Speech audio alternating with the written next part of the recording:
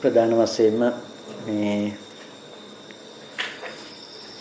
මතක් කළොත් හොඳයි කියලා හිතන පරයයන් කීපයක් තිබුණා මතක් කරන්න. ඒකෙදි මේ අපි සාමාන්‍යයෙන් ධර්ම විග්‍රහයන් සිද්ධ කරගන්නකොට ඒ ධර්ම විග්‍රහයන් සිද්ධ කර ගැනීමේදී වැදගත් වෙන සහ අවශ්‍ය වෙන පරයයක්.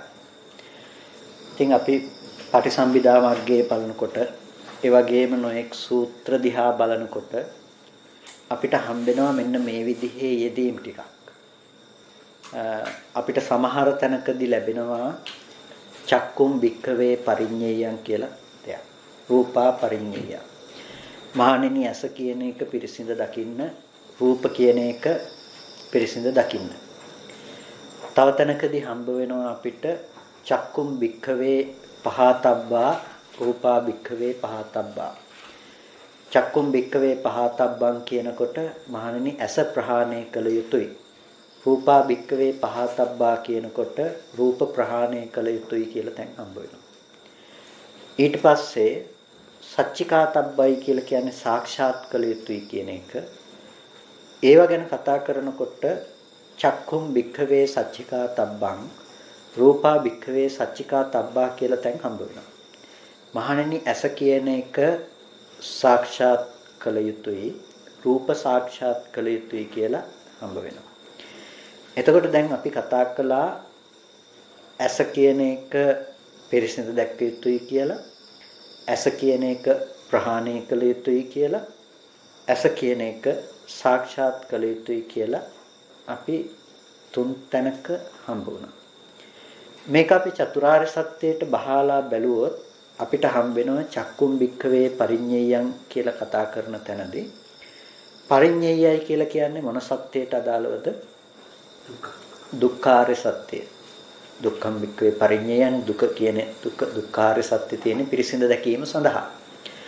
එතකොට ඔන්න හැක් හම්බ වෙනවා අපිට දුක්ඛ සත්‍යයට අයිති පිරිසිඳ දැක්ක යුතු දෙයක් හැටියට අපිට හම්බ වෙනවා ඇහැ කියන එක.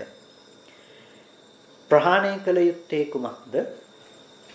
පහතබ්බ වෙන්නේ සමුදය සත්‍ය. සමුදය සත්‍ය ප්‍රහාණය කළ යුතුයි. එතකොට ඇස ප්‍රහාණය කළ යුතුයි කියලා කියනවා නම් මේ ප්‍රහාණය කළ යුත්තේ කුමක්ද? සමුදය සත්‍යයට අයිති. එතකොට ඇහැ අපිට හම්බ වෙනවා දුක්ඛ සත්‍යයට අයිති දෙයකුත්, ඇහැ කියන එක අපිට හම්බ වෙනවා සමුදය සත්‍යයට අයිති දෙයකුත්. චක්කුම් භික්ඛවේ සච්චිකාතබ්බං කියනකොට සාක්ෂාත් කළ යුත්තේ කුමක්ද? නිරෝධ සත්‍ය අපි සාක්ෂාත් කළ යුතුයි. එතකොට අපිට හම්බ වෙනවා නිරෝධ සත්‍යයට අයිති සාක්ෂාත් කළ යුතු හැකුත්. එතකොට අපිට මෙන්න මේ ඇහැ ගැන කතා කරන තැන් ටික ගැන ආර්ය සත්‍ය තුනකට කතා කරන ඇහැ ගැන අපිට අවබෝධ කරගන්න වෙනවා. තේරුම් ගන්න වෙනවා. මොකක්ද මේ කතා කරන ඇහි මේ තුන් අවස්ථාවන් කියන එක ගැන අපිට පැහැදිලි කරගන්න වෙනවා.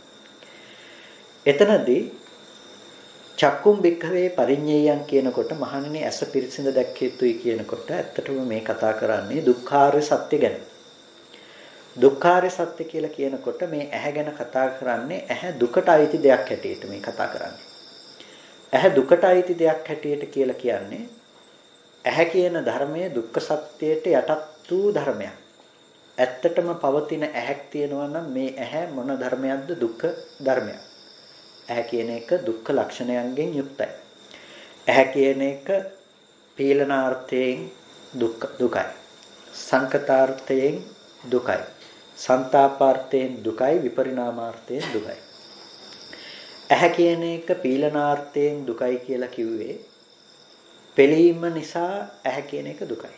ඇහැ පෙළෙනවා කියලා කියන්නේ ඇහැ තනියෙන් හටගත්ත දෙයක් නෙමෙයි. ඇහැ කියන එක අවිද්‍යා කර්ම තණ්හා ආහාර නිබ්බත්ති ලක්ෂණ නොදකීම කියන මෙන්න මේ කාරණාවන් නිසා හටගත්ත දෙයක්. ඇහැ කියන එක නිකන් හැදුන දෙයක් නෙමෙයි. ඇහැ කියන එක අවිද්‍යා කර්ම තණ්හා ආහාර නිබ්බත්ති ලක්ෂණ නොදකීම කියන මේ ධර්මයන් නිසා ඉපදුණු දෙයක්. එතකොට ඇහැ කියන එක එක පැත්තකින් අවිද්‍යාව නොදන්නාකම නිසා උපදෝ. ඇහැ කියන එක පුරාණ කර්ම ප්‍රත්‍යයෙන් උපදවපු දෙයක් නව පුරාණ කම්ම වර්ගයේදී එහෙම දක්වන්නේ. මේ පුරාණ කර්මයෙන් හදපු දෙයක් කියලා. එතකොට පෙර නොදන්නා කම නිසා පෙර ඇති කරගත්ත අවිද්‍යාවන් පෙර ඇති කරගත්ත සංස්කාර ආදී ධර්මයන් නිසා අපිට ඇහැ කියන දේ ඉපදුනා කියලා කියනවා. ඇයි මේ භවයට ප්‍රතිසන්දි වශයෙන් පැමිණිලා විඥානයාගේ පැමිණීම පිණිස හේතුනෙත් අවිද්‍යා කර්මයමයි. ඒ වගේම නැවත නැවත ආයතන ඉපදවීම පිණිස අපිට ඇති වෙලා තියෙන්නේ මේ කාම ධාතුවේ ඇති බවට ගත්ත චේතනාවෙන් ඇති බවට ගත්ත දේවල් විඳීම පිණිස නැවත නැවත ප්‍රසාදයන් උපදවන බව සිද්ධ කරන්නේ අවිද්‍යාව සහ කර්මය කියන මේ ටිකෙන්මයි. එතකොට අවිද්‍යා කර්ම තණ්හා ඇහැ කියන එක තණ්හාවෙන් උපදවන දෙයක්. තණ්හාවෙන් උපදවන දෙයක් කියලා කිව්වේ ස්කන්ධ ටිකට තණ්හා කරපු නිසාමයි මේ වගේ කයක පැවැත්ම කියන දේ සිද්ධ වෙන්නේ. නැවත නැවත ඇහැ හදන්නට ප්‍රත්‍ය වෙනවා තණ්හාව කියන දේ. අවිද්‍යා කර්ම තණ්හා කියන මේ තුනම ඇහැ හදන්නට හිත පැත්තෙන් ප්‍රත්‍ය සපේන ධර්මතා. ආහාරය කියලා කියනවා. ආහාරය කබලින්කාර ආහාරයෙන් හැදෙන ඕජාව අටවෙනි කොට ඇති රූප කලාපගෙන විද්දෙන ආහාරයට. එතකොට ඒ ආහාර ප්‍රත්‍යයෙන් මේ ඇහැ මේ විදිහට සකස් කරනවා කියන එක सिद्ध කිරීම සඳහා අර හිත පැත්තේ දෙන හේතු ටික වැය වෙලා තියෙනවා. එතකොට ඇහැ තනියෙන් නිකම්ම හටගත්ත දෙයක් නෙමෙයි. කන බොන බත්කාම් කව්පිමුන් ඇට වලින් එකපාර ඇහැ හැදුනත් නෙමෙයි. ඇහැ කියන දේ හදන්නට සුදුසු මේ වගේ හේතු ටිකක් ඇති තැනක ආහාරයේ ඇති ඕජාමය ස්වභාවය ඇහැ චක්කු ප්‍රසාදයක් බවට පරිවර්තනය කරගත්තා. ආහාරය නිසා එන ආහාරයේ හැකියාව මත අපි මේ විදිහට ඇහැ කියන එක හදාගත්තා. එතකොට මේ ධර්මය උපදින්නේ නැත්තම් මේ ධර්මයන්ගේ පැවැත්මක් නැති කල්හි ඇස කියන එකේ පැවැත්මක් නැති වෙනවා. අපි ගත්තොත් තව පැත්තකින් ගත්තොත් කම්ම චිත්ත ඍතු ආහාර කියන දේවල් ටික ඇහැ උපදින්න හේතුයි. ඒකට කියනවා චතු සමුත්ථානිකයි කියලා. කර්මය, චිත්තය, ඍතුව සහ ආහාරය. එතකොට මේ කම්ම චිත්ත ඍතු ආහාරය හෝ අවිද්‍යා කර්ම තණ්හා ආහාර කියන මෙන්න මේ ලක්ෂණයන් ඇති කල්හි ඇහැ කියන දේ හට ගන්නවා. මේ ධර්ම ටික නැත්තම් ඇහැ කියන දේ හටගන්නේ නැතුව යනවා. මේ ධර්මය වෙනස් වුණොත් ඇහැ කියන දේ වෙනස් වෙනවා. එතකොට ඇහැ කියන දේ අද උපදින මට්ටම පිළිබඳව පවත්වන්නේ අපිට චිත්ත ප්‍රත්‍යයෙන්. ඇහැ වෙනස් කරන්න පුළුවන්කම තියෙනවා ඕනේ නම් සිතට. එහෙම සිත වෙනස් වුණොත් ඇහැ වෙනස් කරන්න පුළුවන්. ඒ නිසානේ දිබ්බ චක්කු ආදී උපදවලා මේ තියෙන ඇහැට වඩා ස්වර්ණ දුර්වර්ණ රූප බලන්න පුළුවන් මට්ටමට මේ ඇහැපත් කරගන්න. ඒ වගේම සමහර වෙලාවට මේ ප්‍රකෘති රූප නොපෙනෙලා වෙනත් රූප පේන මට්ටමට මේ චක්කු ප්‍රසාදේ හිත වඩන කෙනෙකුට පත් කරගන්න පුළුවන්කම තියෙනවා. ඒ වගේම තව කෙනෙකුගේ කර්මයේ බලවත් වීම මත මිලක්ක තිස්ස කතාවේදී වගේ වතුර පෙනෙන තැනක වතුර නොපෙනී යන්නේ. ප්‍රසාදයේ වෙනස් කිරීමේ බලයක් හිත පැත්තේ තියෙනවා. ඒ හිත පැත්තේ ඇති බලවත් භාවය මත ඊළඟට පහළ වෙන චිත්තචෛතසික ධර්මයන් වෙනස් කරලා ඕනේ නම් අපායක් නිර්මාණය කරන්න පුළුවන් මෙතන. මෙතනම Tamanට පේන දේවල් සෙමසොටු මල මුත්‍ර විදිහට පේන විදිහට ප්‍රසාදයේ සකස් වුණොත් පේන්නේ මේ විදිහට තමයි. එතකොට අපි එදත් කතා කළා ප්‍රසාදයට ඕන විදිහට පේන්නේ කියලා. රූපකාණ්ඩේ කතා කරනකොට අපිට මේ ඇහැට පේන්නේ තියෙන දේ නෙමෙයි ප්‍රසාදයට ඕන දේ පෙන්නනවා කියලා. ප්‍රසාදේ නිකම්ම හැදුනේ නැහැ. ප්‍රසාදේ අර වගේ ප්‍රත්‍ය ඇති කල්ලි හැදුන දෙයක්. එතකොට ඇහැ කියන එක හේතු නිසා හටගත්ත දෙයක්. හේතු නැති වෙනකොට මොකද වෙන්නේ? ඇහැ නැති වෙලා යනවා. කැම්බීම ආදී ආහාරයෙන් ලැබෙන ඕජාමය පැත්ත නැති වුණොත් මොකද වෙන්නේ? ඇහැ නැති වෙනවා. ඒ වගේම මේ ඇහැ හදන්නට සුදුසු මට්ටමේ නැවත නැවත ඇහැ උපදවන කර්මාභි සංස්කාරයක් නැති වුණොත් මොකද වෙන්නේ? ඇහැ කියන දේ නැති වෙලා යනවා. හිත යෙදෙන්නේ නැති වුණොත් ඇහැ කියන දේ නැති වෙලා යනවා. එතකොට ඇහැ කියන දේ හේතු නිසා හටගත්තු ධර්මයක්. එතකොට ඇහැ පවතින්නේ හේතු ටික ඇති කල්ලි. ඇහැ පවතින්නේ හේතු ටික තිබුණොත් විතරයි ඇහැ කියන දේ පවතින්නේ. හේතු නැති වුණොත් ඇහැ නැති වෙලා යනවා. එතකොට ඇහි ස්වභාවය ඒ නිසා හේතුව ඇතිකල්ලි හටගෙන හේතු නැති වෙනකොට නැති වෙන ධර්මයක් නිසා ඇහැක් පිළිබඳව කියනවා සංකතයි කියලා. හේතු නිසා හටගත්ත හේතු නැති වෙනකොට නැති වෙලා යනවා. ඇහැට පුළුවන් කමක් නැහැ චක්කු ප්‍රසාදයට මමයි ඉපදුනේ කියලා මට ඕන විදිහට ඉන්නවා කියලා ඉන්න. එහෙනම් මේ හේතුවට ඕනකම් පුළුවන් කමකුත් නැහැ. හේතුවට අවශ්‍ය විදිහට හැකියන දේ පවත්වගෙන යන Tamanට පවතින්න. ඒ නිසා මේ හේතු ධර්මයන්ගේ ඇති පෙළෙන ලක්ෂණය නිසා හේතුවට කියනවා පීලනාර්ථයයි කියලා. හේතුන්ගේ ඇති පෙළීම. ඔකෝනේ නම් තේරුම් ගැනීමේ පහසුවට තව පරයයකින් කතා කරන්න පුළුවන් කමක් තියෙනවා. ඇහැට පුළුවන් කමක් නැහැනේ තනියම පෙනී සිටින්න. ඇහැ තියනවා කියන එක අපි දන්නේ කුමක් ඇති කල්හිද? රූපයක් ඇති කල්හි. ඇහැ කියන එක ප්‍රකට වෙන්නේ රූපය ඇති කල්හි මිසක ඇහැට පුළුවන් කමක් නැහැ තමන්ගේ සිටීම වෙනත් ආකාරයකින් පෙන්ලා දෙන්න. ඇහැ තියනවා කියන්නේ එයා රූපයට සාපේක්ෂවනේ අපි ඇහැ තියනවා කියලා කියන්නේ. රූපේ පේනවා නම් ඇහැ තියනවා. රූප පේන්නේ නැත්තම් ඇහැ නැහැ. එතකොට අපි ඇහැ තියනවා කියලා කතා කරන්නේ රූපය ඇති කල්හි, රූපේ තියනවා කියලා කතා කරන්නේ ඇස ඇති කල්හි. ඒ නිසා ඇහැට පෙන්වන හේතු ටිකම රූපෙටත් පෙන්වනවා. අපි කියනවනේ අවිද්‍යා කර්ම තණ්හා ආහාර කියලා කිව්වනේ. ඒක ඇහැට කිව්වේ හේතු ටිකනේ. ඒ හේතු ටිකම රූපෙටත් කියනවා. ඒක රූපෙටත් කියන්නේ මේ පොත හැදුනේ අවිද්‍යා කර්ම තණ්හා ආහාර ටිකෙන් කියන එක නෙමෙයි. මේ රූපය පෙන්වන්න හේතුනේ ඇහැ සකස් වීමනේ. ඇහැ සකස් වෙච්ච බව සහ රූපය කියන එක වෙනමම පවතින රූපයක්. ඇහෙන්තර රූපයකුයි රූපෙන්තරක ඇහැකුයි දකින්න එපා. වර්ණ රූපය ඇහැට පතිත වෙන මේ දර්ශන කෘත්‍යය સિદ્ધ කරගන්න මේ පැත්තේ ස්වභාවයම ඇහැ වෙලා දකින්න රූපේ වෙලා. එහෙනම් ඇහැ කතා කරන්නේ රූපේ ඇති තැනක, රූපේ කතා කරන්නේ ඇස ඇති තැනකමයි. එතකොට ඒක රූපකාණ්ඩයේදී තව දුරටත් ආවරණය වෙනවා. කොටින්ම එතකොට මේ ඇහැ හේතුයි රූපෙට, රූපේ හේතුයි ඇහැට. ඇහි පැනවීමට රූපේ හේතු වෙනවා, රූපේ පැනවීමට ඇහැ හේතු වෙනවා. මේ ධර්මතා ටික හටගෙන නිරුද්ධ වෙලා යනකොට අපි තුමු චක්කු විඥානය ගැනත් ඒ කෙරෙහි නමන මානසිකාරය ඇති කලි චක්කු විඥානය හටගෙන නිරුද්ධ උනායි කියලා. මේ ධර්මතා තුන එකට හටගෙන මේක හටගෙන නිරුද්ධ වෙලා යනවා. ඇහැ රූප කලින් හටගත්ත චක්කු විඥානයේ පසුව හටගත්ත ධර්මයක්. නමුත් මේ ධර්මතා තුනම එකට නිරුද්ධ වෙලා යනවා. නිරුද්ධ වුණාට පස්සේ නැවත මේ ධර්මයන්ගේ පැවැත්මක් සිද්ධ වෙන්නේ නැහැ. එතකොට ඇහැට පුළුවන් කමක් තිබ්බේ නැහැ Tamanට ඕන වුණත් එක දිගට ඉන්න. රූපෙට පුළුවන් කමක් තිබ්බේ නැහැ ඇහැට පතිත වෙලා Tamanට ඕන විදිහට ඉන්න. චක්කු විඥාණයට පුළුවන් කමක් තිබ්බෙත් නැහැ ඇහැට රූපෙට ඕන විදිහට දිගටම තියෙන්න. ඒ කියන්නේ මේ හේතු ධර්මයන්ට පුළුවන් කමක් තිබුණේ නැහැ Tamanට ඕන විදිහට Tamanට ඕන විදිහට පවතිලා ඉන්න. ඒ ධර්මයන්ගේ ආයු සම්තතිය තියෙනකොට තිබිලා නැති වෙලා ගියා. අපි මරණ එක දුකක් නෙනේ. මරණ එක අපිට පිළීමක්නේ. එතකොට නමුත් මේ ප්‍රතිසන්දසිතින් ගෙනාවු කර්මයේ ඇතිතාක් මේකයි පැවතිලා නැති වෙලා යනවා කියන එක සිද්ධ වෙන දෙයක්. අන්න ඒ පැවැත්ම කියන එක තුල අපිට මරණය කියන එක දුකක් වෙනවා වගේම අපිට ඕන විදිහට කැමැති කාලයක් ජීවත් වෙන්න බැරි එක දුකක් වෙනවා වගේම මෙතන දුක්ඛ වේදනාවක් නෙමෙයි මේ කතා කරන්නේ දුක්ඛ ලක්ෂණයක්. හේතුවට ඕන විදිහට පවතින්නට බැරි නිසා හේතුව ක්‍රමක්‍රමයෙන් සිඳිලා යන නිසා ඒකට කියනවා පීලනාර්ථයයි කියලා. ඒක දුකේ තියෙන දුක්ඛ ලක්ෂණය. වේදනාවක් නෙමෙයි. අපි හිතට දැනෙන අනේ මට දුකයි කියන හිතට දැනෙන දුකක් හරි කයට වේදනාවයි කියන තැන වේදනාවක් ගැන නෙමෙයි මේ දුකයි කියලා කතා කරන්නේ. මේ කතා කරන්නේ හේතුවට ඕන විදිහට හේතුවට පවතින්න බෑ කියන දුක්ඛ ලක්ෂණයක් ගැන. එතකොට ඇහි තියෙන දුක්ඛ ලක්ෂණය, රූපේ තියෙන දුක්ඛ ලක්ෂණය. මෙන්න මේ දුක්ඛ ලක්ෂණයෙන් යුක්තයි.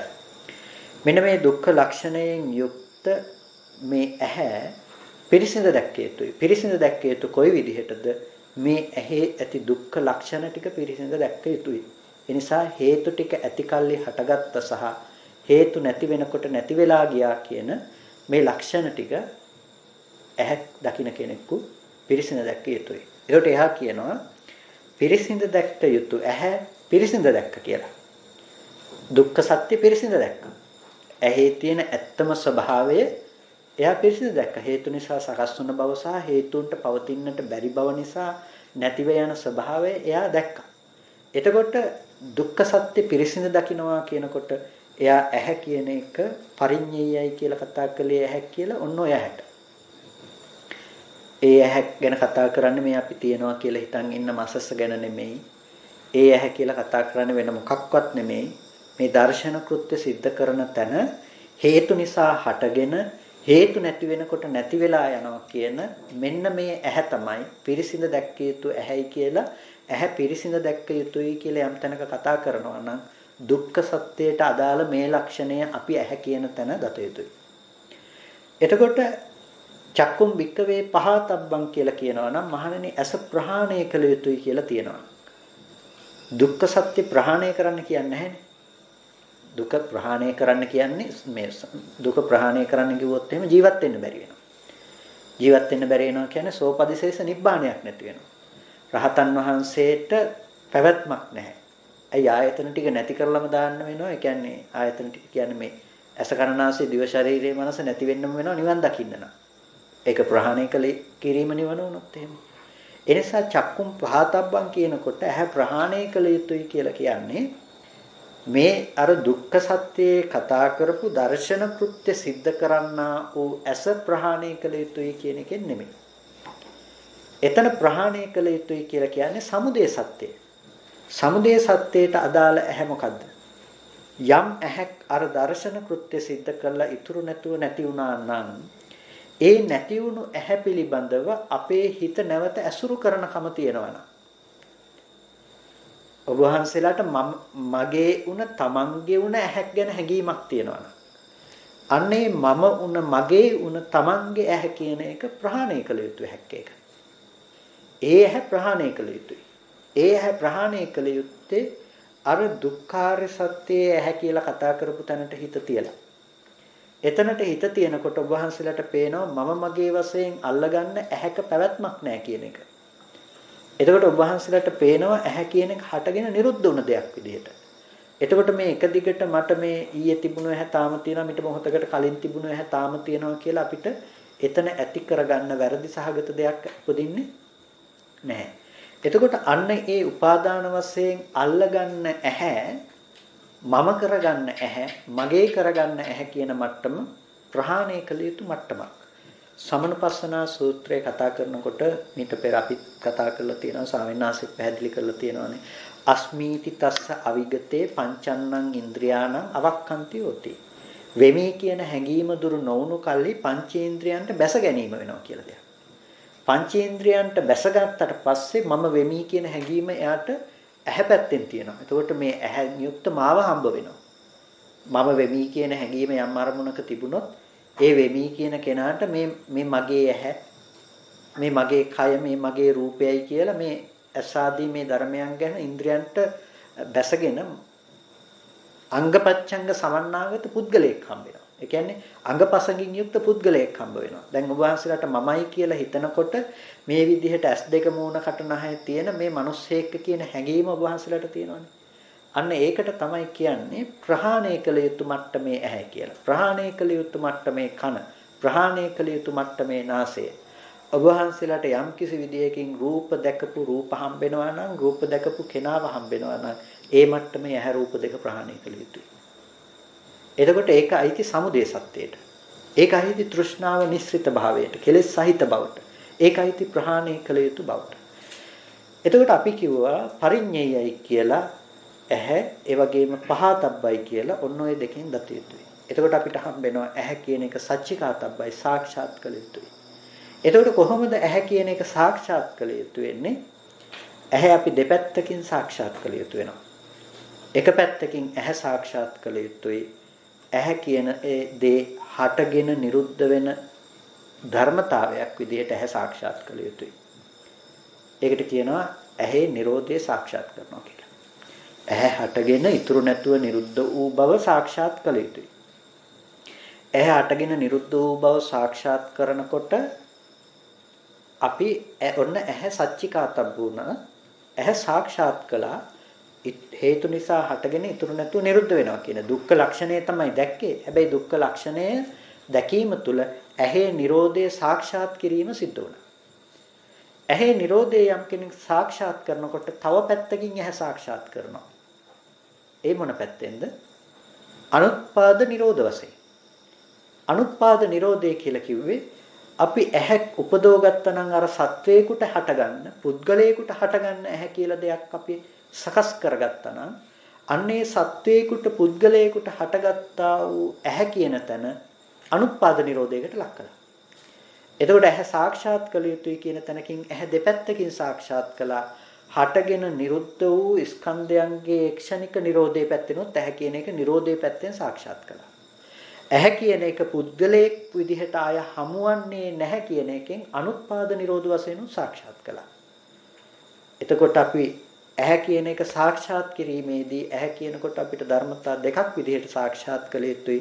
හටගෙන නිරුද්ධ වූ ධර්මයේ නිරුද්ධ වූ ධර්මයේ හැටියට සාක්ෂාත් කළ යුතුයි. ඒ වගේම ඒ තුලම සාක්ෂාත් වෙනවා. එහෙනම් සත්පුද්ගලයෙකුගේ ඇහැක් හමු නොවන නිසා අනුත්පාද නිරෝධය සාක්ෂාත් කළ යුතුයි. එතකොට සච්චිකාතබ්බයි කියලා සාක්ෂාත් කළ යුතුයි ඇහැ කියන තැන. ඇහැයයි කියන තැනින් ඔබ වහන්සේලාට හම්බෙන්නේ නිවනේ පණිවිඩය. ඇහැ සාක්ෂාත් කරනකොට ඇහෙන් යුක්ත පුද්ගල භාවයේ නූපදීමට ගිහිල්ලා හේතු නිසා සකස් වුණ ධර්මය හේතු නැති වෙනකොට නැති වෙනවා කියන එක පිළිබඳව දැක්මක් ඇති වෙලා. එතකොට ඒ හේතු නිසා හටගත්තු ධර්මයේ හේතු නැති වෙනකොට නැති වෙනවා කියන එකත් නිරෝධයක්නේ. හටගත්තු ධර්මයේ නැති වෙනවා කියන එක නිරෝධයක්. අන්නේ හටගත්තු ධර්මයේ ඉතුරු නැතුව නැති වෙනවා කියලා නිරෝධය දකින්නකම ඒකට අපි කියනවා නිරෝධ සත්‍ය කියලා. ඒ නිරෝධය පිළිබඳව අවබෝධ කරගන්න කමට කියනවා නිරෝධ සත්‍ය කියලා. තව පැත්තකින් තණ්හාවගේ නිර්වශේෂ නිරෝධයනේ ආයි කතා කරන්නේ. තණ්හාව ශේෂයක්වත් නැතුව තණ්හාව දුරු කළා කියන එක. එතකොට ඒක අපි ප්‍රහාණය කළ නිරෝධයක්. තේරුණාද? එක පැත්තකින් හටගෙන නිරුද්ධ වෙන එක අවබෝධ කරලා නිරෝධය අවබෝධ කළා. ඒක කොහොමත් හේතු නිසා හටගෙන හේතු නැති වෙනකොට නිරුද්ධ වෙන එක නිරුද්ධයි කියලා අවබෝධ කළා. ඒකට කියන නිරෝධය අවබෝධ කළා කියලා. තව පැත්තකින් ඇහැ කියන දේ අනුත්පාදයකට ලක් කළා. ලෝකේ ඇහැ තියෙනවයි කියලා සත්පුද්ගල සංඥාවකින් ඇහැ ඇසුරු කරනවා කියනකම නොහට ගැනීමට ලක් කළා. ඒකට කියන අනුත්පාද නිරෝධය කියලා. එතකොට ඇහැ කියන එකේ නිරෝධය දෙපැත්තකින් අපි සාක්ෂාත් කරලා තියෙනවා. එකක් තමයි සච්චිකාතබ්බ විදිහට අපි දැකලා තියෙනවා ඇහැ හේතු නිසා හටගෙන හේතු නැති වෙනකොට නැති වෙනවා කියලා දුක්ඛ සත්‍ය පැත්තෙන්. අනිත් එක ඇහැ කියලා සත්පුද්ගලයෙකුට හම්බෙන ඇහැ කියන තැනින් අනුත්පාද නිරෝධයේ පැත්තෙන්. එතකොට නිරෝධ දෙකක් විදිහට ඇහැ සාක්ෂාත් කරලා තියෙනවා. ඔන්න අපි ඇස් තුනක් ගැන කතා කළේ. එක ඇහැ පිරිසිඳ දැක්ක යුතුයි, අනිත් ඇහැ ප්‍රහාණය කළ යුතුයි. එතකොට අනිත් ඇහැ සාක්ෂාත් කළ යුතුයි. සාක්ෂාත් කළ යුතුයි කියන තැනින් කතා කළා. අනිත් දෙක පැත්තටම නැඹුරු වෙලා නැවත හටගෙන නිරුද්ධ ඉතුරු නැතුව නිරුද්ධ වෙනවා කියන කම සාක්ෂාත් කළා. ඒකට කියනවා අපි ස්කන්ධයන්ගේ Nirodhe දැක්ක කියලා. එතකොට ඇහැ නැවත නොහට ගන්න බවට පත් කළා. නොහට ගන්න බවට පත් කළා කියලා කියන්නේ ඇහැ පුද්ගලයෙක් මම වගේ වශයෙන් අල්ලගන්නකම ඒ අල්ලගන්න පුළුවන් ඇහැ නැවත නොහට ගන්න බවට පත් කළා. ඒකට කියනවා අනුත්පාද නිරෝධය කියලා. එතකොට ඇහැ කියන එක අපි අනුත්පාද නිරෝධ වශයෙන් සාක්ෂාත් කළා. එතකොට සාක්ෂාත් කළ යුතු ඇහැ නිරෝධයට අයිති දෙයක් හැටියට අපි දැක්කා. එතකොට ඔන්න ඇහැ කියන එක පිළිබඳව අවබෝධ කරන ධර්මයේ විග්‍රහ වෙන අවස්ථා තුනක් පිළිබඳව තමයි මේ අපි කතා කරේ. එතකොට ඇහැ පිළිබඳව ඔය කතා කරන ආකාර ටික අපි නොදැන ගත්තොත් ප්‍රශ්නයක් වෙනවා. චක්කුම් බික්කවේ අනිච්ඡං සංකතං කියලා කතා කරනවා නම් ඒ කතා කරන්නේ මොන ඇහැද? පිරිසිඳ දැක්ක යුතු ඇහැ ගැන. ඇස අනිත්‍යයි කියලා කියන්නේ සංකතයි කියලා කියන්නේ අර හේතු නිසා හටගෙන හේතු නැති වෙනකොට නැති වෙනවා කියන ඇහැ ගැන. ඒ වගේම යම් තැනක කතා කරනවා නම් මහන්නේ යමක් ඔබලගේ නොවේ නම් ඒ ප්‍රහාණය කරව. මහණෙනි ඇස උඹලගේ නෙමෙයි, රූප උඹලගේ නෙමෙයි. මේ ඇස රූප ප්‍රහාණය කරව කියලා කතා කරනවා නම් ඒ අපේ නොවන ප්‍රහාණය කළ යුතු ඇහැ රූප මොනවාද? ඒක පහතබ්බ මට්ටමේ සමුදය සත්‍යයටයි තිදේ. ඊට පස්සේ ඇහැ කියන එක සාක්ෂාත් කළ යුතුයි කියලා කතා කරන තැන තියෙනවා නම් සාක්ෂාත් කළ යුතුයි කියලා කතා කරන්නේ Nirodheට අයිති මට්ටම. එතකොට ඇහි යථාභූත පැවැත්ම දකින්න කියලායි කියන්නේ. ඇහැ හේතු නිසා හටගෙන හේතු නැති වෙනකොට නැති වෙනවා කියන එක මත ඇහි Nirodhe සාක්ෂාත් කළා. ඇහැ කියන එකේ පුද්ගල භාව වශයෙන් අල්ලගන්නගෙන කෙනෙකුගේ ඇහැ හදාගන්නකම නොහට ගැනීමට ලක් කළා. මේ දෙපැත්තෙම ඇහැ කියන එක සාක්ෂාත් කළා. ওই විදිහටම රූපයත්, ওই විදිහටම කන ශබ්දයත් ආයතන ටික ඔක්කොම ওই විදිහට අපි කතා කරලා බලනකොට අපිට ওই ආයතන ටික ඔක්කොම ওই විදිහට කතා කරන්න පුළුවන්. එතකොට ওই විදිහට ආයතන ටික ඔක්කොම කතා කරලා බලනකොට අපිට හම්බ වෙනවා ඇත්තටම නිවන කියන්නේ මොකද්ද? Nirodhe කියන්නේ මොකද්ද කියලා. එතකොට නිවන කියලා කියන්නේ සාක්ෂාත් කළ යුතු ධර්මතාවයේ සාක්ෂාත් කිරීම නම් මේ ආයතන 6 හටගෙන ආයතනයන් නිරුද්ධ වෙනකම සාක්ෂාත් කරපු බව තමයි නිවන. එතකොට ආයතන 6කින් යුක්ත පුද්ගල බියක් හම්බ වෙනකම ආයතන 6 කෙනෙකුගේ වෙනකම ඒ දේ නැවත ඇසුරු කරන්න පුළුවන්කම තියෙන එක අනුත්පාදයට ගියපු එක තමයි ප්‍රහාණය කිරීම. ඒක ප්‍රහාණය කළා. ඒකට කියනවා ආයතන 6 නැවත හටගන්නේ නැහැ කියලා. සලායතන නිරෝධයි කියලා. එතකොට සලායතන නිරෝධය පිළිබඳව බැසගත්ත සලායතන හටගෙන නිරුද්ධ වුණා කියලා අවබෝධ කරපු නිරෝධයට කියනවා නිවන කියලා. නැවත ආයතන නොහට ගන්න බවට පත් කරපු එකට කියනවා ප්‍රහාණය කළ යුත්තේ ප්‍රහාණය කළ අනුත්පාද නිරෝධය කියලා. එතකොට හටගෙන නිරුද්ධ වූ බව නිසා නිරෝධය අවබෝධ වෙලා නැවත අනුත්පාදයට ගියපු බව නිසා නිරෝධය අවබෝධ කරලා. ওই දෙපැත්තෙන්ම අවබෝධ කර නිරෝධයේ නුවණක් තියෙනවා රහතන් වහන්සේ කියන තැන. එතකොට රහතන් වහන්සේට නැවත නැවත හටගෙන පවතින ආත්ම භාවයක් විදිහට හම්බ වෙන දෙයක් හම්බ වෙන්නේ නැහැ. නැති බව නිසා නැවත නැවත ආයතනයක් හම්බ වෙන්නේ නැහැ. රහතන් වහන්සේට චක්කායතනේ නැහැ. සෝතායතනේ නැහැ. ආයතන කෘත්‍යයක් සිද්ධ වෙන්නේ නැහැ. ආයතන පැවැත්මක් නැහැ රහතන් වහන්සේට. ඇයි රහතන් වහන්සේ කියලා කියන්නෙම සාක්ෂාත් කළ යුතු ධර්මයේ සාක්ෂාත් කරගත්ත නුවණකට. එතකොට මේ ධර්මය සාක්ෂාත් කළේ හටගෙන නිරුද්ධ වූ නිරෝධයේ වශයෙන් නැවත නොහට ගැනීමට යන අනුත්පාද වශයෙන්. එතකොට හටගෙන නිරුද්ධ වුණා කියන එක ඇතුලේ තියෙනවා ඒ ඇහැ නැවත හම්බ වෙන්නේ නැහැ කියන එක. එතකොට මීට මොහොතකට කලින් රූප පෙනුන ඇහැ නැවත දකින්න පුළුවන් කමක් නැති බව දන්නවා. එතකොට එක දිගට පවතින ඇහැක පැවැත්මක් නැහැ එතන. හටගෙන නිරුද්ධ වූ ධර්මයන් හටගෙන නිරුද්ධ වූ බවට නුවණ. පැවැත්මක් නැති බවට නුවණ. අන්න ඒ නිසා දුක්ඛ සත්‍ය විදිහට එක දැක්කා. සත්පුද්ගල භාව වශයෙන් පවතින ඇහැ අනුත්පාදයට ගිය නිසා නැවත ඇහැ කෙරෙහි නැඹුරු වෙන කම නැති වුන නිසා නැවත ආයතනයන් නොහට ගන්නවා කියලා කියනවා. ඒ නිසා ඒ නොහට ගන්න අනුත්පාද සංඛ්‍යාත නිරෝධය තෘෂ්ණාව ප්‍රහාණය කිරීමෙන් උපදවගත් දෙයක්. ඒ තෘෂ්ණා ප්‍රහාණයෙන් උපදවගත් නිරෝධය නිරුද්ධ වූ ඇහැගෙන නිරුද්ධ වූ දේ නිසා දැක්ක නිරෝධයත් කියන දෙකේම එකතු ගත්තට පස්සේ නිරෝධ ආර්ය සත්‍ය කියලා කතා කරනවා. එතකොට රහතන් වහන්සේ කියන තැන සලායතන නිරෝධයක් යයි කියලා හමු වෙන තැනගෙන. ඉතින් ධර්මයේ විමසනකොට ඔන්න ඔය පරියාය නැතිනම් ඔන්න ඔය ක්‍රමවේදය හොඳට හිතේ තියාගත යුතු ක්‍රමයක්. හොඳට හිතේ තැබිය යුතු දෙයක්. එතනට සාධාරණව එතනට සාපේක්ෂව තමයි අපිට ධර්මයේ ගැන පරිශීලනය කළ යුත්තේ. එතකොට අපිට සමහර තැනක එක එක විදිහට ඇහැ ගැන කතා කරලා තියෙනවා නම් ඒ කතා කරලා තියෙන ඇහැ ගැන අපිට තේරුම් ගන්න පහසුවෙන් පුළුවන්කම තියෙනවා. මේ මොන පරියායෙන්ද කතා කරන්නේ කියලා. එතකොට ප්‍රශ්න එන්නේ නැහැ. ඇහැ රූප චක්කු විඥාන ආදී ඔය හැම ධර්මයක්ම ඒ විදිහටම තමයි කතා කරන්නේ. එතකොට කන සද්ද සෝත විඥාන ආදී හැම ධර්මයක්ම ওই පරියායට අනුව තමයි කතා කරන්නේ. එතකොට ඒකේ තියෙනවා සාක්ෂාත් කළ යුතු දෙයක්, සාක්ෂාත් පිරිසිඳ දැක්ක යුතු දෙයක්. පිරිසිඳ දැක්ක යුතුයි කියන්නේ පවතින ඇත්තටම යථාභූතය. ඊට පස්සේ ඒක යථාභූත ස්වභාවයේ දකින්නකොට ප්‍රහාණය වෙන මට්ටමක් තියෙනවා. ඒ තමයි ප්‍රහාණය කළ යුතු මට්ටම. එතකොට ඒ දෙකම අවබෝධ කරගෙන ප්‍රහාණය වෙනකොට ඒකට කියනවා නිරෝධය කියලා සාක්ෂාත් වෙන දේ. ඒ සඳහා තමයි ආර්ය අෂ්ටාංගික මාර්ගය කියන නිරෝධ සත්‍ය වැටෙන්නේ.